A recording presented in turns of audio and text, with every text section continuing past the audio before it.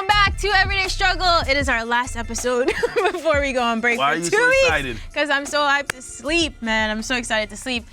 Academics, never Wayno, sleeps? me. What? I seen somebody say in the comment section yesterday, like, yo, how many goddamn breaks you niggas gonna take? Yeah. As many as possible. That's what. You know what's funny though? It's like when something becomes a part of your normal like routine. Yeah, they get it's tired like, of us when we're gone. Yeah, you guys don't take a break. Even when we take a break, you don't take a break. Just watch the highlights. Listen, we're gonna miss you guys, but some of you have summer break, and then if you have jobs, you take like regular vacations. We don't get a lot of vacations, so like waking up at 5 a.m. sucks. I mean, So I have to sleep a little bit. I'm off from here, but I still got other shit I gotta do. So. Same. I always feel like even though I don't like really breaks, I think taking a break from like everyday struggle for like a week or so, it kind of refreshes a lot, like your outlook on stuff and gives you time to live. You know, like we have to process things. Like something happened yesterday, we talked about it today. Yeah. You know what I'm gonna do? I'm gonna make me a Twitch or something. What? No, Hold no. up. I'm gonna make a Twitch. Make a Twitch. I'm gonna get on Twitch with you, man. No, if no, I no. could come to the chat. What? Let me come to No, the of chat. course. Has Wayno ever Listen. seen you on Twitch? Are you sure? I've seen him on Twitch. Yo, Let me here's come to the Twitch. the only thing, listen, we just have to play 2K on Twitch. 'Cause Yeah. This nigga Wayno, I hear is garbage. You Oh, never heard that really? from nobody. Well, I just said it to myself. Exactly. You never heard that from nobody. Right. Oh man, you're definitely gonna miss this bullshit every day, aren't you? Of course, but we'll be back. You know. Unless Nikki run You up. good? You're spilling things already? Okay. I'm just telling y'all. All right, guys. Let's start with a little bit of nostalgia today. So this week in hip hop, September 11, 2007, Kanye and 50 Cent both released their third studio albums. The bet at the time, if you recall, was that the loser was going to retire. 50 obviously did not keep his promise. So Kanye dropped Graduation at the time. That debuted at #1, sold 957,000 copies first week. The big singles, Can't Tell Me Nothing, Stronger, Good Life, Flashing Lights, Homecoming. He had a lot of big records from this. 50 Cent dropped Curtis, that debuted at #2. 697,000 copies sold. Ayo Technology, I feel like might have been the biggest single at the time. Straight to the Bank, Amusement Park. Oh no, I Get Money, sorry. Excuse me. I Get Money. And I'll Still Kill. Yes. Were you guys like into this big feud at the time? Hell yes. I mean, shit. I mean, this was one of the biggest. You know what's so crazy about this? I'm not gonna say I didn't take it serious, but like, it just was like a lot of hoopla around this shit. Like 50, I think 50 had more fun with it than Kanye. That's when Kanye was just like quiet. I'm gonna let my music speak for itself. You know what I mean? The most they ever did was the Rolling Stone cover. I think it was Rolling Stone. I just remember his face. Yeah, like, both of their faces. real But I close. mean, Graduation aged well. Did you think that 50 was gonna outsell him at the time? Nah, you know why I didn't? Only because 50 had kind of G-Unit us out, like to the max. Like he had G-Unit everything. Everything was 50, 50, 50, 50, 50. And I think like, you know, not to bring Nicki into this conversation, but you know, once it gets a little bit, like once you get a little bit further. Where I was gonna go. I'm glad you brought it up. No, seriously. Once you get a little bit further in your career, right, and this, people get. I don't think they was tired of 50. They just wanted something else because they was 50'd out. You know what I mean? Not that, and I don't think that people was just Nicki'd out. It's just like the thing with Nicki is just like hearing her speak so much. That's the new thing for everybody. So it's taking some getting used to, which we all agree that her radio show is fucking entertaining and shit. You know what I mean? It's funny. She curses people out. She creates her own narratives. I fuck with it. But at that time, I think 50 just like, it was too much 50. Yeah. And people was just like, all right, we need something else. And then Kanye, what was before this? It was, this is 2007. So the last album, this before his mom passed, right? This is the last album he dropped before his mom passed. Because his mom passed around, like, I think after this album came out. Because that's when 808s and Heartbreaks came out after his mom passed. So it was what, Late Registration. Yeah. It was the last album before then. It's interesting how you probably remember this time period now, because I remember the singles leading up to it. And I always know there's a little bit of, again, I'm trying to really still be fair. I'm not trying to pick on Nicki, but there's some parallels here. You know, like she had dropped, I counted 4 singles before Chun-Li came, and Chun-Li was like, okay, this is one that could work. And when you see an artist trying things that has worked before, but it isn't as effective, I remember this with 50. That's why I think that feud happened. Because 50, listen, you gotta remember, like, 50 had a formulaic way of, listen, yeah, I know I clown Ja Rule for singing, but now I sing too, but like, it works to me. Like, in the club, shit, Candy Shop. This is where he started to do some of the same things. It wasn't working. Like, it was kind of like. That was on Massacre. It worked on Massacre, though. That's what I'm saying. Yeah, but when sometimes, like, he was so hot on his first joint, his second joint was gonna work. But you gotta realize, so that's 2003, 2005, this is 2007. You're right. It feel like 50 was 50'd out because again, I don't think the songs he dropped until I Get Money were that like. They weren't hitting. I Get Money was like, oh shit. Yeah, when they dropped. yeah, but I didn't think they were whack either. It's just that I think we also got used to him because of the ceiling he hit with Get Rich or Die Trying. It's like, yo, this guy's gonna have an undeniable hit. And this is actually both their third albums. You get me? But it feels like 50 was way more. 50 was doing a lot more. But you wanna know why? G-Unit radios. Like, I remember G-Unit radio, the mixtapes. Like, you know what I mean? The G-Unit radio mixtapes that he was doing with Who Kid. We was getting so much 50. You gotta also remember the Get Rich or Die Trying album, the Get Rich or Die Trying soundtrack. That album, that was a whole nother 50 album. Then like Mobb Deep. Every time we got a Mobb Deep sign, he was on a single. Tony Ayo, he was on his first. He was on every fucking thing. There was no room for like him to chill. Like for Mercy and all that. Yep. Yeah, it's like, all right, we think about Kanye. Shit, 2005 he drops Late Registration. 2007, 2 years later, he drops Graduation. It was more anticipation. 50 was in our faces, and I think it wasn't a bad approach because he spent so much time trying to get on that people wasn't paying attention. He needed to get in front of the camera and stay prevalent, but it kind of hurt him in this one. Do we want our artists to be more low-key? Especially this thing with you and Nicki happening. I saw someone tweet or Instagram that like there's no mystery anymore with artists. There's still people like Jay. Rarely hear from him. He pops in every once in a while. Drake doesn't talk too much. Wayne is in his own world. Do we like that some artists, Kendrick, are more present, or do we think it's like better when they're kind of just sort of silent except for the music? You know, I think of, and I relate to 50 at this point, two things. You know, saturation. That's what Wayne was saying. It's like, damn, like it's just oversaturation. It's like, God, you're everywhere, right? Because again, third album for both, but when we kind of think back about it, we think like, oh, we were over 50, or kind of like it felt like the public was over 50's hype at that point. While with Ye, this shit really catapulted him that he could have dropped anything afterwards, and he did. You know, and so I look at oversaturation because it doesn't feel like it's a third album for Ye as it does for 50. It feels like the fifth album for 50 and like second album for Ye. Also, where and when a artist hits their peak. 50 notoriously, like his first album went diamond. Like that is the peak. Now, even though second one went diamond too. You're right. Now, even though Kanye West, College Dropout, and even Late Registration, critically acclaimed, like classic albums, and they performed decent. It's not like they completely flopped. It's just did super good. Yeah. Graduation was a level up. Absolutely. You know, we kind of look at it so much different because he was still ascending to his peak. Like once we heard songs like Stronger, we're like, oh, this nigga, he ain't only soul samples. Right. This nigga's on some other shit, right? And also the records on this joint, to his credit, were just like naturally working. Like it was also changing the culture too. It was a big conversation too, like Big Brother. Big Brother was that whole thing with him and Jay and their relationship. That was a big part of that whole rollout. You know, Can't Tell Me Nothing. Yeah, I mean, like these are songs that you remember even now changing shit and just kind of like being played over and over again because they were undeniable hits. Can't Tell Me Nothing. Good Life with T-Pain. We forgetting about that. Shit, even cuts like I Wonder. Stronger was. I Wonder was my favorite record though. You get me? Like Everything Drunk I and Am. Hot Girls. Everything I Am I hate that is one of my You do? favorite. Yeah, I don't really like that. It's like Drunk and Hot probably the only Girls, song it I just 'cause don't it- like on that album. You know what? I just like the fact that they just played around and have fun with it. Yeah. It's one of those albums Everything where I Am is you- one of my favorite Kanye West songs of all time because even though, you know, he is a narcissist and he admits it most of the times, right? He has these moments of self-reflection where he could accurately pinpoint what he is and critique it or whatever he does, but it's a true moment of introspection. Yeah.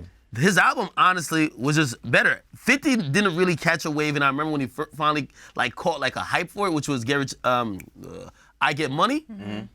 I remember Flex playing that for about like 6 hours on the radio. Yeah, that. Like still you couldn't even hear the full song. It was all bombs, which by the way, I think 50 was a little bit, he was seeking to get that hit. He was, I Get Money The first one was Amusement Park. Remember that? Like Amusement Park was the first one. Amusement Park. What And was Straight it? to the Bank. Straight to the Bank. Yeah, Straight to the Bank. Amusement Park. He dropped 2 at a time. Kill. Yeah, I'll Still Kill, and then I Get Money came after that. Then I think that he thought that AO Technology was gonna be this crazy.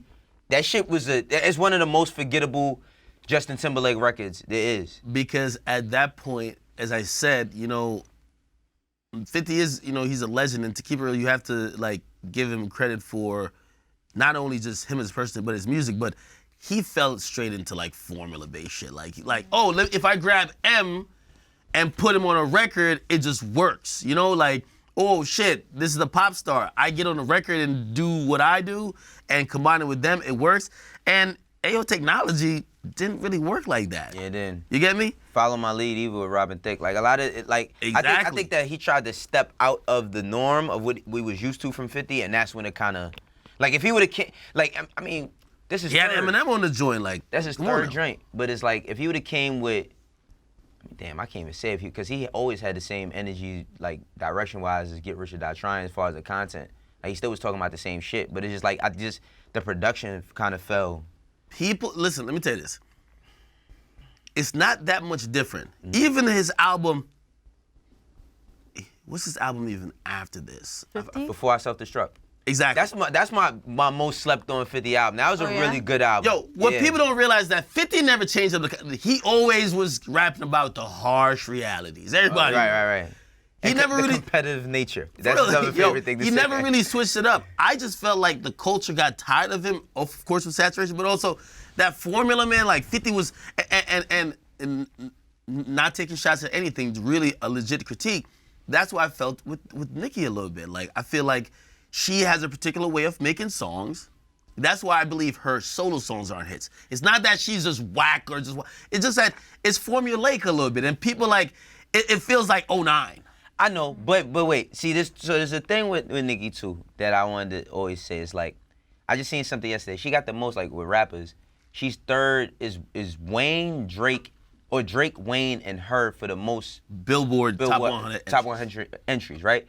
Then I just be like, and that might be due to her attitude, whatever the case may be. For her to never win a Grammy, like Craig just told me that fucking Scorsese won his first Oscar on The Departed. Like Nicki never won a Grammy. I have a problem with that. Would you As have given her fan. a Grammy for an album or a song? For songs? Like I would have given it like for Moment for Life. You know what I mean? Like there's plenty of songs that Nicki made that could have won Grammys. I'm just like, why did she never win one? Like not one. That shit just don't make sense to me. You know what I mean? I'm not like you. I don't have like no horse in the race on her or any other woman in the game. But I just know that she's a dope rapper and she put in that work and she never got that appreciation. So I think that's a lot of her frustration too, amongst all the other shit. You know what I mean? Yeah, I do think it's frustration possibly turned to bitterness though, because I think we've seen other people get Grammys and they're really applauded, whatever. And yeah, she does have accolades in other sense. I mean, honestly, has Nas won a Grammy?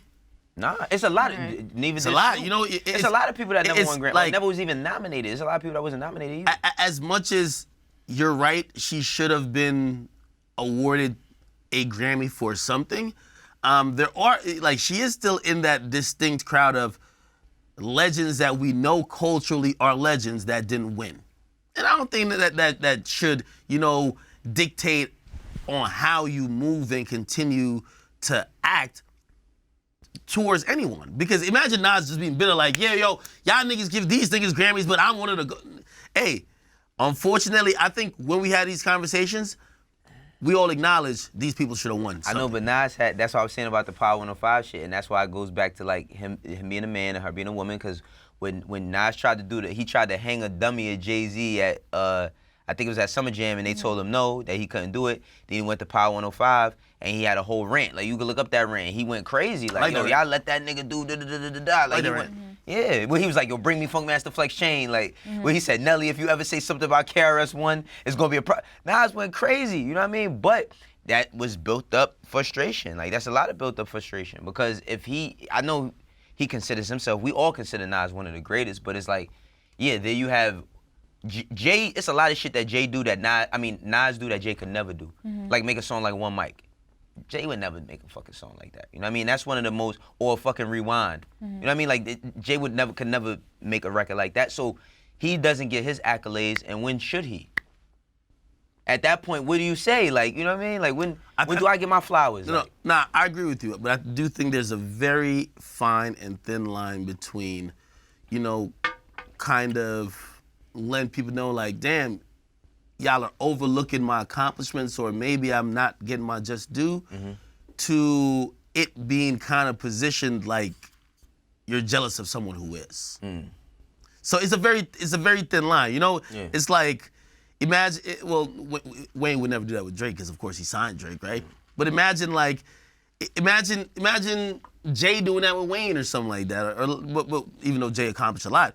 But imagine if there was something that he should have gotten, or, you know, he never got his proper respect for, and then him kind of expressing it to people, but it not only just seeming like it's completely genuine, but either that you're trying to disguise the fact that maybe you aren't doing so good right now, and also you're jealous. So I don't know. I think there's a very thin line, but I understand the feeling, because everybody does it. Like, It sounds like something's been happening with Kanye and Drake too. It's just like he hasn't gone on the radio and talked about it so explicitly, right? That's why Drake has some feelings about it. Sound like that whole album is him saying, you guys clearly have a problem with me doing super well. So again, do we want our artists to be more mysterious and stop talking so much? Obviously, they all feel frustrated. We're humans. We're all going to feel like that. But I think once the public starts to know how you feel, perception of you changes a lot. Some of them, I definitely want some artists. I always want to see pop shit, but some of them I do want to, you know. Like this Kanye album's coming soon-ish, it sounds like, and like, don't think Kanye is washed. I still want to hear. I'm curious. Yeah, I still think he has a lot of great music in him,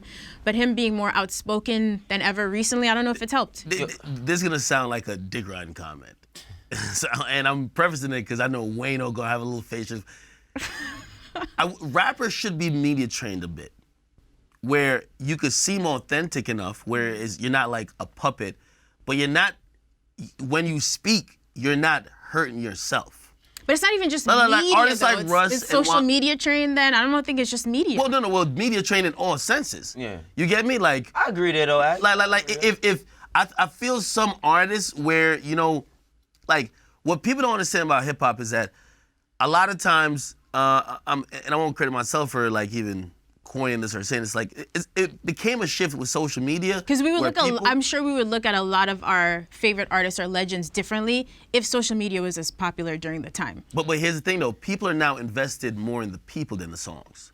So like, that matters. And if people think you're unlikable, especially in these days and times, yeah, it's gonna affect you negatively. So it's like, you kind of have to have that fine balance of being media trained, not to say some shit to like fuck up what you got going on, but still seem authentic enough. Sometimes it just comes down to emotion, though, not training. It's like you could be super trained, but I don't think like their team is with them late at night when they're in their feelings saying shit. I think you kind of just learn from your mistakes, though. You know what I mean? Like, you learn from your mistakes. If you look at, of course, it's cliche for me to say this, but it's like, look at how Meek has been talking. But the message that he's been carrying with how he's been talking, he talks way different than he ever did in his career. But I think that comes from... I agree. You know, that comes from him getting on Breakfast Club and saying certain shit that he might have looked back like, maybe I shouldn't have did that. You know what I mean? And getting older.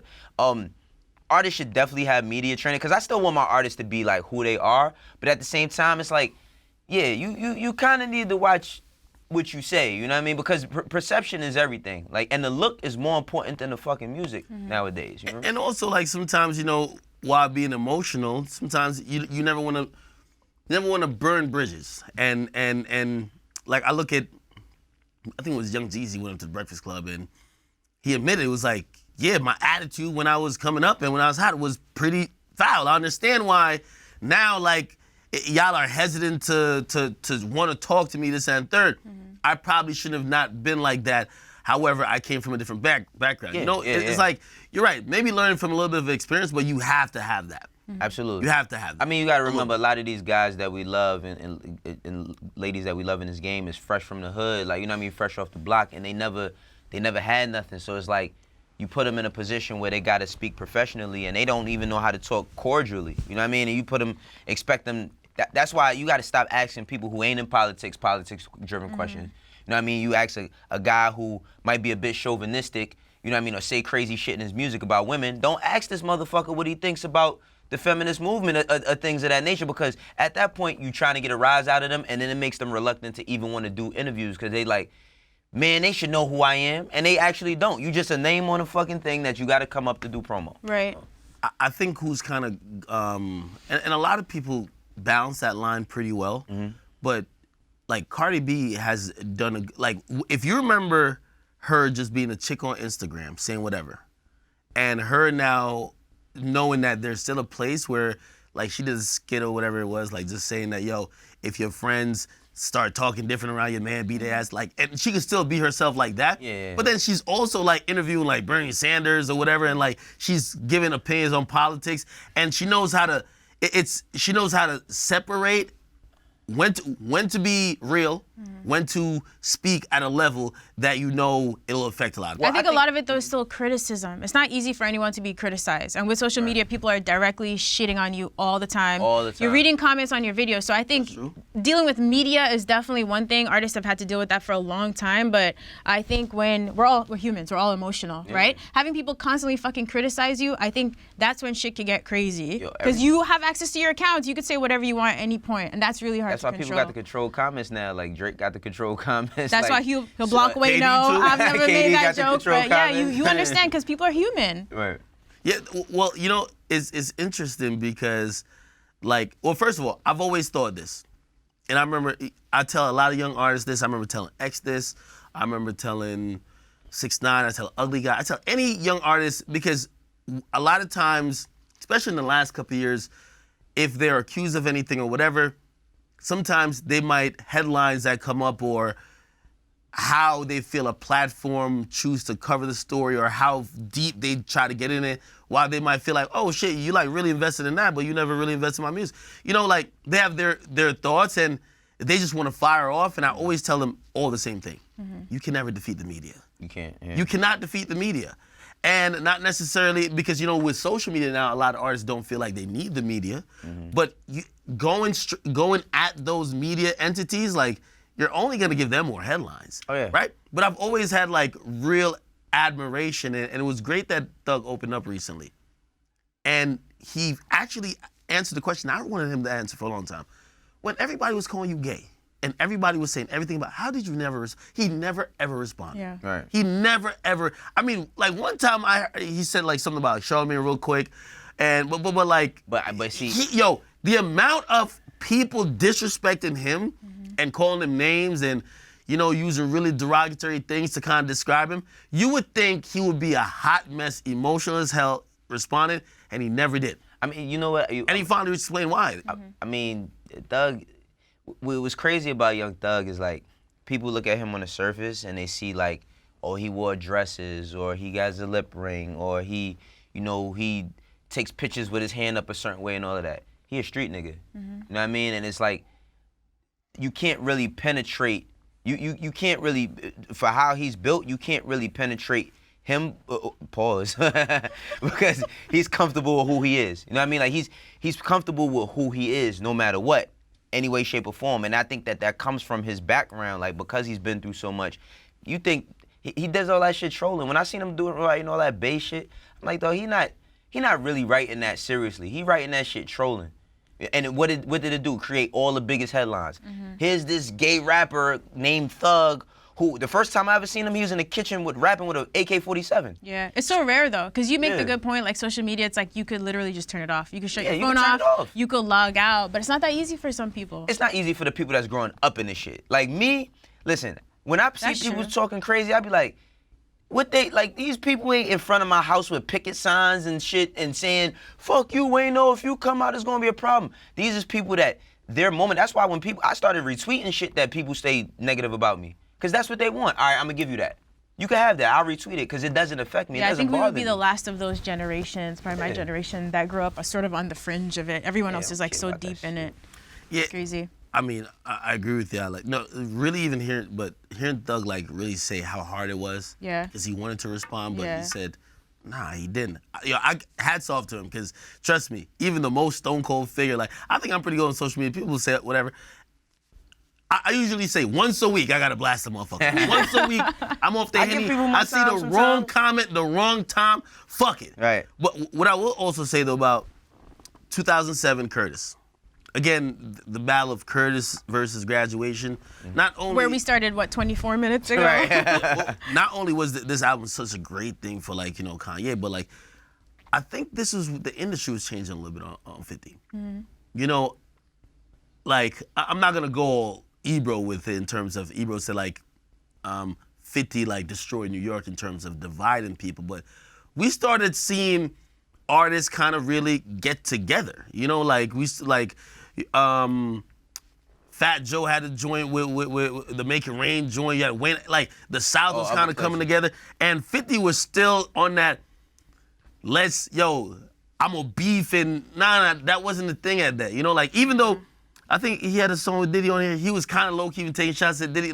I feel like the industry was more everybody get together, and 50 was still on. I'm on some solo island. I'm better than y'all. I sold my last 2 albums went diamond. Fuck y'all. And I think this album for me was a shift. Was a mark of a shift that was happening within the industry. When was that GQ cover? Was it GQ with Drake, Wale, Oh yeah, Cudi, and they were saying they sort of GQ killed. Man of the Year? Yeah, they killed that whole sort of the scene that you're talking about with 50. That was 2 years after this. So you're right. That was already happening at the time. It wasn't popular to be doing all this shit. 2007 was a good year for music. I mean, my favorite album that year I think was Lupe Fiasco, The Cool. That was my favorite album that year. Damn, that's the year my son was born. I'm getting old. All right, that's amazing. We really just spent 26 minutes on that topic. But it's okay. It's our last show in a minute, so why not? Real quick, so Complex has a new cover. If you guys want to go check that out with Kid Cudi and Nigo, who's the founder of Bape. They met 11 years ago, so they're reuniting, talking a lot about streetwear and Cudi's new album. And let's see, so September 15, 2009, terrible at math, can't do that in my head, is when Man on the Moon, The End of Day dropped. It was one of my personal favorite albums of all time. This was 15 tracks, features from people like Kanye, Common, Chip the Ripper, and more. The big singles were Day and Night, Make Her Say, and Pursuit of Happiness. It debuted at number 4, selling 104,000 copies first week. I remember listening to this flying to Asia by myself, fucking terrified. Damn. Terrified at the time. No, this album, you know what made me listen to this album? Twitter. At the time? At the time, because I was not into I wasn't really into Day and Night like that. You know what I mean? I seen Cudi perform. I seen him perform. Wale had a show one time, and Leonardo DiCaprio was at a show. Drake was at a show. It was a bunch of people at a show. Where was it? It was at Highline Ballroom. This big show he had. Everybody was there. But that's the first time I seen Cudi. But I really wasn't into his music, and everybody off of Twitter, my man Nerd at the Cool Table, he kept telling me yo, listen to this album. This album is great. I ain't gonna front, this album and what's the album after this one? It doesn't matter. But this album, I really fuck with this album. Man on the Moon 2. Man on the Moon 2? Yeah, that was the one where he's sitting on the chair and shit like that. Yeah. This one was this album was really good. I mean, Intergalactic, you know what I mean? That's my favorite song off of that. But it showed how artists were just changing. Yeah. They were changing. I think he was fruit off of Kanye's tree. This was very much a coming of age Absolutely. album for me. I remember this was a great time in life. I was so young and excited about everything. It was meeting Cole for the first time. I interviewed Cudi for this album. Wait, this one and only time. 2009. 2009? 10 years ago, 09. Everyone was still, they were all young 26. and upcoming, so it was cool. Wale and Cole were in and out the studio together. It was a very interesting time in music. You know what's funny? This came out when I was in college. I wasn't gonna listen to this shit to keep it real. There was this chick, she was a smoker, and I don't smoke. Oh boy. So, but she put me on it, and I was I was trying to tell him yo, you can't put me onto your little pothead music. I don't get high, so I won't get it. Pothead and shrooms music. Yeah, because it's kind of I love it's kind of psychedelic music, love really. it. Yeah. And she was no, try it, fuck with it. And I was a little resistant for a while, but then I forgot what happened.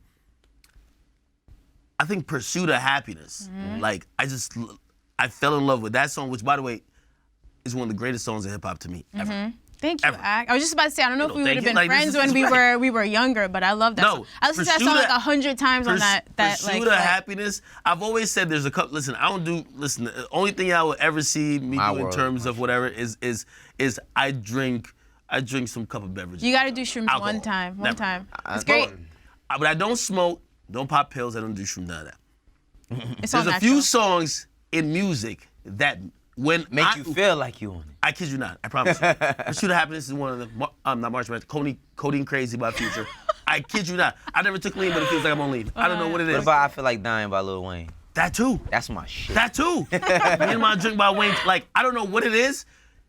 Those songs, the feeling that is bottled up in that fucking MP3 feels more than just audio. It feels like a feeling, and it feels like I'm seeing how the person felt when they made it. One of the greatest songs of all time.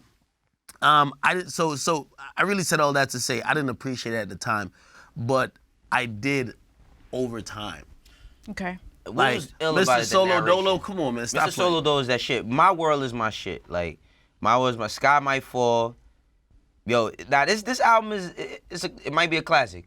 Probably definitely a classic. 100 is. It grew on you guys later, but like, yeah. Man on the Moon, the first joint? Yeah. When this dropped, I was all about this. A lot's in question after that. What were you guys listening to this year, 2009? 2009. We have such different. Higher? Stop playing. This is classic. Shit, I'm bad with year. Well, 2009. So listen to Drake. That's facts. Okay. That's when. That's when. What's the name came out, right? And 2009, I think there was a lot of, like, you got to realize that Wayne is still killing it. Carter 3 just dropped. Carter 3. Wait. Yeah, Carter 3. So but now, it's posting into that. Yeah, and he's dropping these songs, and like you're consumed with that. But then you get these wave of new rappers who are coming in. I think 2009 maybe the first time I heard Wale too. Yo, all of them. This was the best wave ever. Yeah. What year did Wale Sean was album dropping. He had tapes too. He had a song out that's I don't know if it's the one with Gaga. Nike Boots? No, that was the one with Gaga. I hated that song. But Nike Boots was shit. I know about Wale and like 100 Miles and Running. Was that around this time? I also love that mixtape a lot. That's what I was listening to at the time. Mixtapes and shit. I was listening to Cole though. I was fucking with Cole because that's when so I got Dollar in a Dream tatted on me because. Are you serious? Yeah, I got it across my back. Did you ever go to the shows? I've seen every one of those. They're amazing. Really? I got that. You do look like a Dollar in a Dream. Yo, I'm telling you, this was like my favorite time in music ever. No, but I got Dollar in a Dream tatted on me because of the song Dollar in a Dream. The joint where he does like the little voiceover and he's talking about Sally Mae, like what you said, like because of that song. So I was fucking with Cole around that time. But you know what was crazy about that time because the warm up also dropped this year. The warm up dropped. 2009 was a fucking amazing year. So I had got up on Cole and not Cudi, but Wale and them because that's when like Rockefeller was all the way over and then Jay was shifting over to Rock Nation and he had like Wale was like one of the first artists on Rock Nation management. Yeah. So it's like that's how I got up on Wale and Cole. And then remember 2007, I was trying to figure out the date for 100 Miles and Running. That dropped July 2007. I also love that mixtape. I don't think I think the reason why we see that year is so special, it was a lot of niggas who ended up being legends in the game. Yeah. They were new. They were coming with new sounds and making us feel excited about music because we were really being dominated for the last couple of years. We had the 50 era, Ye was still doing his thing. Jay at that point is coasting in and out. And you get, so 50's tailing off. Wayne's still doing his thing. Wayne's still T.I. I remember T.I. Oh, T.I.'s killing it too. But T.I. was going, like, these are vets. Paper Trail was 2007. But it was like T.I. versus Tip, I think was that 08, 09-ish? Yeah, 08. But these guys are vets. Like, like they're really seasoned in the game. And now you're looking at like, who's going to be the new guys? We just never knew that these guys were going to be still in the conversation a decade later. I knew. Did you really know? I did know. Really? I did know. You guys were listening to different shit than I was at the time. Well, for me to predict that is, I would have to predict that music would have changed. Because Cudi, the reason why Cudi is a legend, whether he puts out another song or not, his music helped change the trajectory. But I feel like you said, it came for you later. Like you got into it later. At the time, that was everything to me. All of those projects. You know what I mean? We overlooked too, Deeper Than Rapping 09. Albert Anastasia, that mixtape too. Hold on, but see, I wasn't listening to that in 09. I was listening to. Here's the thing though. Heavy. Ross was like he was on the street and like when you just thinking about music and the landscape and shit. Ross was doing this thing on the street and because Jeezy was going on with Jeezy at that time. And I know Waka at that point was on his cusp. Gucci, I was fucking with Gucci.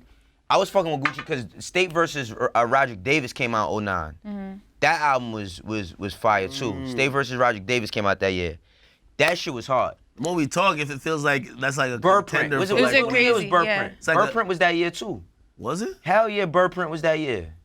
The more we talk, that seems like a strong contender. Maybe, I don't know if in terms of projects, but a lot of, like, the most impactful years in terms of where music is now and what probably helped shape it. If that year doesn't happen, where all these people come in and music starts to take that turn, we're not here now. I guess you know why I say, because so people like Gucci, at those times I knew all of those singles, but I was never listening to full projects from them. Yeah. I was listening to projects from Wale, from Cole, from Cudi at that time, and I feel like me and all of my friends, that's what we were fucking with at the time. Let's do this one real quick. So we talked a little bit about EarthGang yesterday. For Big Facts RBS, Yels Jules says, EarthGang is like the Outkast of this generation, only with 2 Andres.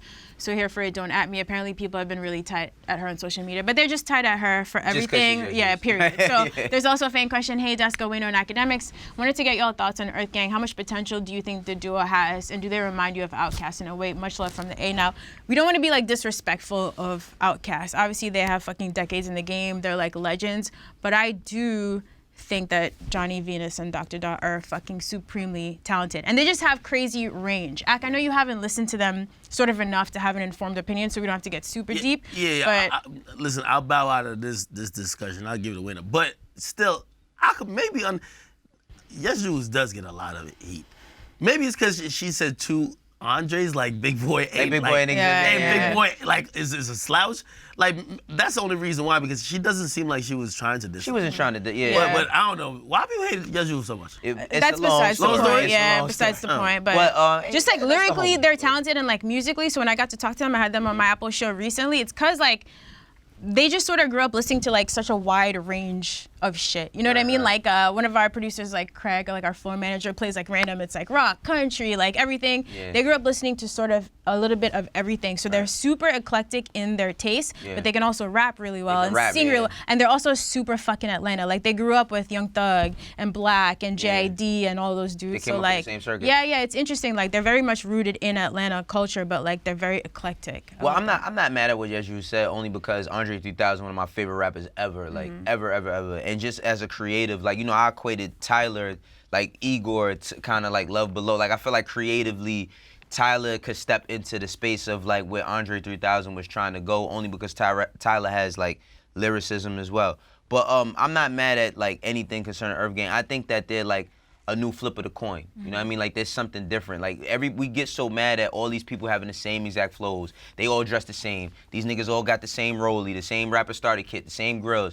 They come like when they walk up, they look like they walking on a fashion show or some shit. That Erykah Badu is hosting. Yeah, Erykah Badu is hosting and is curating. Are they that left field and just like visually creative like Outkast? Because I identify Outkast with. Well, I mean, I think it's very, very early to pinpoint that, but I can see like that's a hell of a nod. You know what I mean? Like to say anybody's in the space of Andre 3000, which I don't give a fuck what anybody watches this show say. When it comes to Andre 3000, he's one of the greatest creatives ever. You know what I mean? He never dropped a solo album, but he's one of the greatest creators. That's why I don't ever. want to be disrespectful to Outkast. Of course, they got to release more project, but I really think you should check out Maryland. Listen to it a couple times, like while we're off for 2 weeks. I'm curious if you like. Obviously, you didn't love Top Down, but maybe you like other songs on the project. Yeah. It's good. They're very talented. Hey, I mean, they got compared to one of the probably the best group ever if we're counting duos. Yeah, absolutely. So. Because they've been releasing music for a long time, but I feel like they got more shine since Dreamers 3 came out. But let's see, it's a dope project. All right, so these are our struggle tunes for the month of September. Wait, no, you're up. Okay, let's start with me. I got Whoa by Snow Allegra. You know what I mean? Hey. Like, Wayno going left with the musical takes. He texted me. I was surprised. He knew who she was. I said it directly to Des. Her album, Those Feelings, These Feelings, or is it Those Feelings? Whatever it is, the shit is dope. This came out in last month. Check it out. It's very, very dope. And Whoa is my favorite record on there. That's why I got on there. Also, I got my man Young Thug with Jumped Out the Window. That's my shit. I really fuck with that joint. I run it back and back and back. While everybody's playing Hot and all the other typical joints, I'm playing Jumped Out the Window. I got Julia by my man IDK. Like I said on the last show, like IDK's album is like a puzzle. You know what I mean? If you hear songs like piece by piece, then you got to go to the last part to put it together. This song is actually him talking about his mom and her battle with HIV. You know what I mean? And how he found out about it. Very, very dope song. I got my sister Rhapsody with Afeni. That's my favorite song off of her album.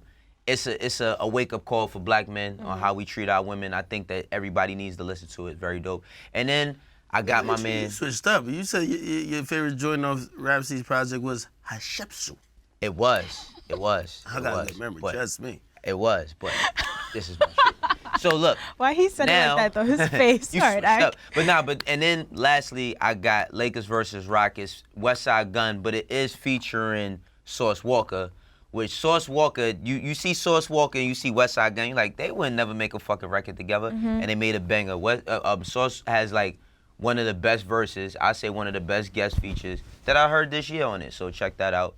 My man West Side Gun, that's off of his album, Fly God is an Awesome God. Okay. Salute to Sauce Walka, man. He got the drip. Yes. He bringing the sauce to the game. Right.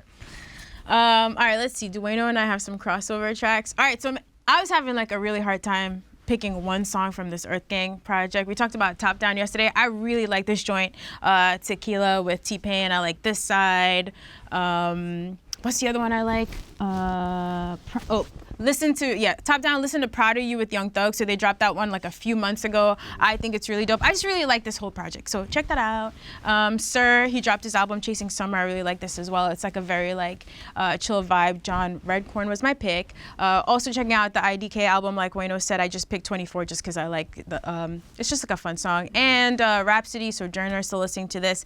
And Smino Reverend. I think Smino's a super talented dude. He's had a few projects out and I like his flow a lot on this song. My honorable mention, whatever. It's just all EarthGang. That's it. All right, Ak. Y'all listen to me. So let's bring it to the lit shit, bruh. Listen, Here we go.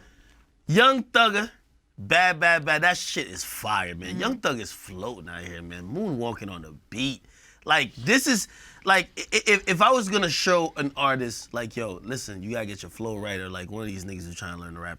You gotta let him listen to Thug when Thug is floating. That's the only way to describe how he's on the beat. He's Y'all felt he floated on that Elton John shit. Wait a minute, I was just gonna ask, No, do he's you like this song yet? floating. Nah, still no? All right. No, these are verses though. He's floating. See, he's crooning on that. He's floating on this. Come on, man.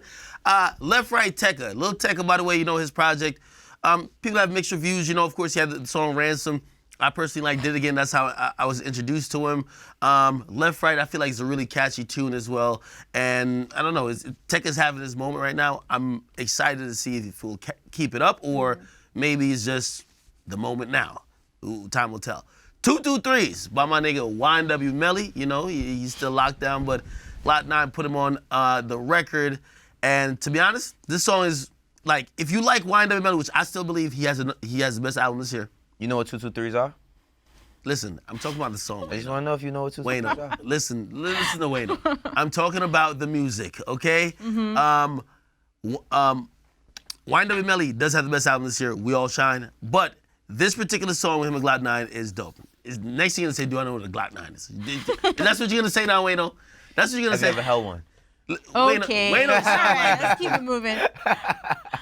Wayno sound like... It's jokes. Anyway, It's jokes. Go Roses. Hey, What? Yeah, you just go backwards in time? talking about the lit shit. Like, No. we ain't up on the new shit. What? I don't know what my review was at the time, even though, you know, like Drake's on it, so it could be bad. You like everything But, that Drake is on. That was No, probably your I'm not review. gonna lie, like, this song is so smooth, is. I just end up repeating it over and over again. It's a shower song for you. Yes, absolutely. Okay. Shower play this all day. This song it's one of the best songs I've heard them do together. Okay. And you got to realize we're coming off, what's this couple of collabs they have? They had Stay Scheming, even though that was Lord a French Knows. song. Lord Knows. They Paris That's Morton probably my music. favorite. Parismore music. Parismore Music. There's another one I'm forgetting.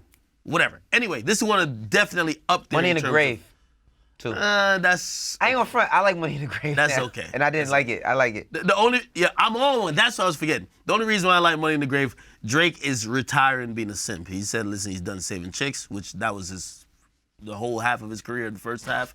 He said, anyway. And my last one, I gotta show my man Post Malone some love with the Joint Enemies. I know we all admitted that his album now may not be better than Beer Bongs and Bentley, but I feel like there's some joints on there, and I'm actually rocking with this. Shouts out the post. By the way, honorable mention. I'm gonna do honorable mention. The song ain't even out yet. Well, I got it. I don't care if niggas got it. A Boogie, Mood Swings, about to be one of the hottest songs to drop, period. That's facts. Okay. That's facts. It's gonna be on my next list. I promise you. You were in the studio? Yo, it drops tonight. And by the way, no, he performed it at the Garden. Oh, okay. Like The Barclays. No, the Barclays. Okay, it was some New York big place. Anyway. What the fuck? Like, honestly, the song is just infectious, man. All right. A Boogie just keeps his run of like just fucking dropping hits. I A mean, Boogie's the king. QP and Bubba put Axe Hybrid's chain in the mail. No, he's a king right now. I ain't gonna lie. Yo, he's making hot music. Like, I gotta be honest. I love it when Ack leaves the house. Right. He goes to one concert once a year, and then we hear about it for 5 years. Wait. Y'all gotta stop. It's not even about the concert. Like, he did well performing. And actually, I would rather go to No one's knocking A No. Boogie. I'm sure the song is amazing. I'm just saying you literally go to one show a year, and you talk about it for a fucking decade. Nah, I'm not even talking about the show. Like, I would rather go to a Boogie concert more than I went to Soul Frito Fest. I'm just saying, this song, I'm calling it. Because when this shit is doing numbers, I want niggas to be like, No one's Act sending told you a us check. first. It doesn't matter. It's okay. It's okay. Axe You know? being paid by Atlantic. Don't you go tell Gangsta Mirage that. Wow. All right, guys. Any final thoughts? This is it. Yeah, so we're off next week and the following week. We're back on Monday, September 30th. We're going to miss you guys. I hope you're going to miss us. Anything before we go, before they cut the lights on us? Catch me in these motherfucking streets. That's it. I was at Whole Foods the other day, and someone, one of the guys was saying, what up? He's like, yo, is it you? And I see you and Wayne a lot, but I never see academics. I'm like, yeah, that's normal. Have you ever been to Whole Foods? Well, first of all, y'all Whole live in Foods New is fire. York, or y'all be in New York. Like, if I'm in New York, like, I'm really low. He's in a cab the whole time, and Whole Foods got some really fire soy nuggets. That's like insane. Like they're really good. what Wait, the no, your rich ass actually go grocery shopping yourself? Yeah, I was really surprised he said that because I was like, Wayno doesn't send You his think like I don't butler. go grocery shopping? His butler to I signed one of my artists like that. I met one of my artists in Walmart. Nah, I don't think you go grocery shopping. I feel like I'm the only You one. think I don't Yo, go they gro- called me out on City Bike the other day. I was so embarrassed. Like I go the to light Acme. stopped. People Hold on, said hold on. what up, and then I just want couldn't. to say this. What? Before you tell this little bullshit story. You're just announcing that you signed an artist in Walmart. I don't ever want you to I didn't see. sign him in Hold on. Walmart. Or well, you met him. I don't want you to ever come back on this show. Remember, he said, when I'm out with my kids, Yeah. no, they're gonna Right. run up on you now, nigga. I wasn't with my kids. I was by myself. And he was very respectful. I have no problem with somebody approaching me as long as they're respectful. Academics, learn something. Okay? No, I'm just saying. As long as you're respectful. Don't be mad when they actually be like, oh, nigga, we heard you say you signing people. I still in don't believe Whole that Foods. he's at Whole Foods, but you only buy soy nuggets. What else you got? No, I bought the you know they got the brick oven bread that you can make your own pizza on and all that shit. Really? A nigga gotta run up on you in the Yo, I poultry hope I section. run into Wayno at I go to Whole Whole Foods one Foods, day. yo. Whole Foods got some fire ass orange juice too. They orange juice is like freshly squeezed. Look at this guy. Yo, you don't go to Whole Foods? I go to Wow. Whole Foods. I go to Walmart. Act does not do groceries. I don't even know what you survive on. No, You do- He used to deliver- soda and nuggets. He's really just out here thugging. No, you could order groceries online. Yeah, I don't do that. I don't do that.